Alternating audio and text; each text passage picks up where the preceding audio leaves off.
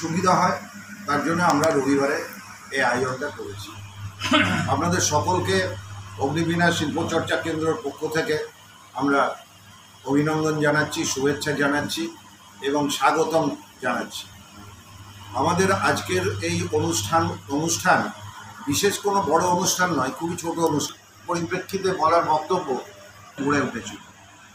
কুলটি কারখানা বন্ধ হয়ে যাওয়ার পর আমরা ভেবেছিলাম যে একটা এমন কিছু করা যাক যাতে কুলটির সংস্কৃতিটাকে ধরে রাখা যায়। এটা ছিল আমাদের মূল উদ্দেশ্য। এবং যখন আমি শুরু করি আমরা দুজনে, তখন আমরা ভাবছিলাম যে কিভাবে শুরু করব, আমাদের এখানে লোকে আসবে কিনা ইত্যাদি, এরকম একটা আমাদের মনোভাব ছিল। কিন্তু পরবর্তীকালে আমাদেরকে বেশ কয়েকজন আমাদেরকে উৎসাহ দিয়েছিল এবং প্রথম যাকে নিয়ে আমরা শুরু করেছিলাম এই অগ্নিবীণা শিল্পচর্চা কেন্দ্র, তার মধ্যে এখন উপস্থিত আছে শ্রীরূপা শেঠ। রূপা আমাদের বাড়ির মেয়ে এবং উজু আমাদের বাড়ির জামাই বলা যায়।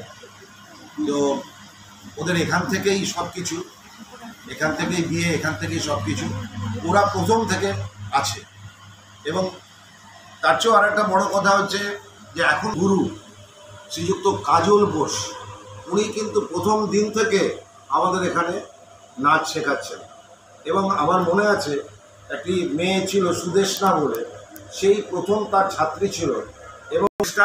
এবং আপনারা যখন করছেন আমি নিশ্চয়ই যাব। আমি তার আগে কাজলবাবুকে পরিচিত ছিলাম না, কাজলবাবুর সঙ্গে, কিন্তু কাজলবাবুকে আমি দেখতাম বিভিন্ন জায়গায় নৃত্য প্রদর্শন আমি দেখেছি, বরাকরে আমি দেখেছিলাম। যার জন্য আমার ইয়েই ছিল যে আমরা যদি কিছু করি তাহলে কাজলবাবুকে আমাদের নিয়ে আসতে হবে। একজন করতে হয়ে গেছে, অনেকেই এসেছেন, অনেকেই চলে গেছেন বিভিন্ন সুবিধা অসুবিধা ইত্যাদির জন্য। এবং বিশেষ করে মহিলাদের যেটা হয়, তাদের বিয়ে হয়ে যাওয়া, বাইরে চলে যাওয়া ইত্যাদি, এটার জন্য কাজলবাবুকে অসংখ্য ধন্যবাদ যে উনি এখন